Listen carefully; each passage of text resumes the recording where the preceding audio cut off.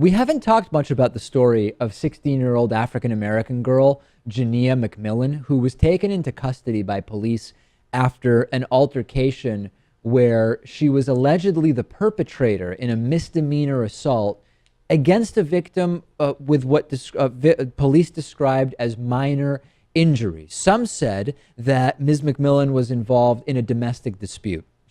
Police showed up, they took her into custody, and locked her up in a Kentucky juvenile detention center in January.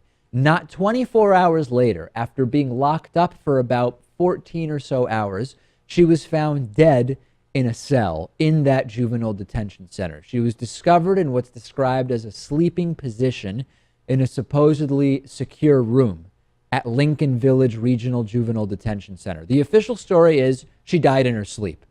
Odd story, unusual story, not the easiest story to believe. This is the first such incident in 16 years in Kentucky.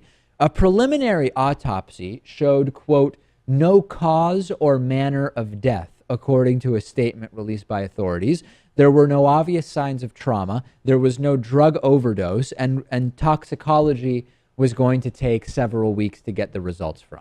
Lincoln Village policy, and this is where things start to get a little murky, requires observation checks be made on residents every 15 minutes. Okay, so every 15 minutes, juveniles in the center are supposed to be checked on. And in addition, they aren't even supposed to be left unattended in a room unless that room has a camera in it. Unclear whether the policy was followed in this case. A couple of more weeks have gone by since the incident happened. What else have we learned? Many interesting things. Number one, we've learned that Reginald Wyndham, a 10-year employee with the center, has been put on paid administrative leave for a little bit of a tongue twister there, Lewis.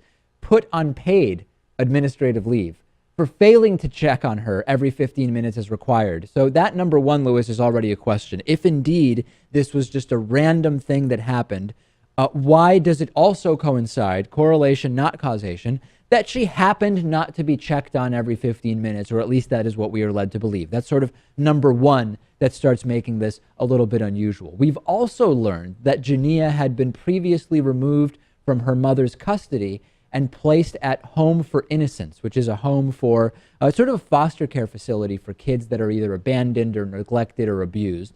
And we've also learned that once in custody, Gynnya was not violent, but reportedly refused to take off a hoodie during a pat-down search. And according to the Kentucky Center for Investigative Reporting, officers took her down using an Aikido restraint move.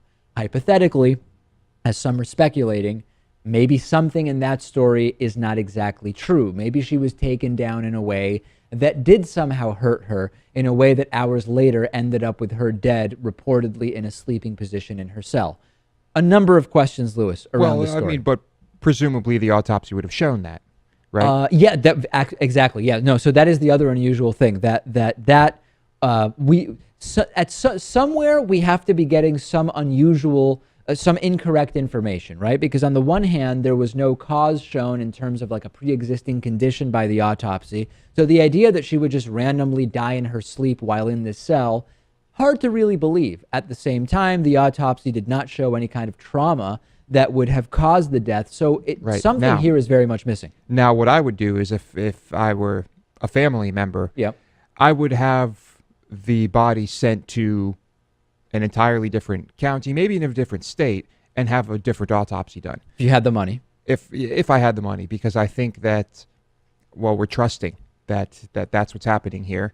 And if this is the mortician or whatever, the pathologist who works Not with... the mortician, pathologist who works with the police department all the time, sometimes there are some connections there, and sometimes things can... Yeah, I get what you're saying. I mean, people are starting to get very conspiratorial here, right?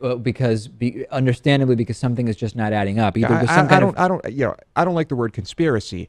I think someone somewhere is lying. But would you call that a conspiracy? Well, I guess it would be, in the legal sense, it may be conspiracy to cover up what took place, right? Yeah, so in that sense, it could be a conspiracy. Very, very unusual and disturbing story, and we'll continue covering it and hopefully have something definitive at some point, although it obviously will not bring this 16-year-old back who died in police custody. Just absolutely horrible. Gamefly is sort of like Netflix for video games. They have over 8,000 new and classic games for Xbox One, Xbox 360, PS4, PS3, Wii, and a bunch of other platforms. And you can play as many games as you want for one monthly fee. And if you find some games you want to keep, you can buy them for a low used price. There's never any due dates or late fees. And our audience can get a free 30-day trial at gameflyoffer.com/TDPS. The games are shipped directly to you with return envelopes included. There's no contracts, and you can rent games through the mobile app. Get the free 30-day trial for the David Pakman Show audience and support our show by going to gameflyoffer.com/TDPS.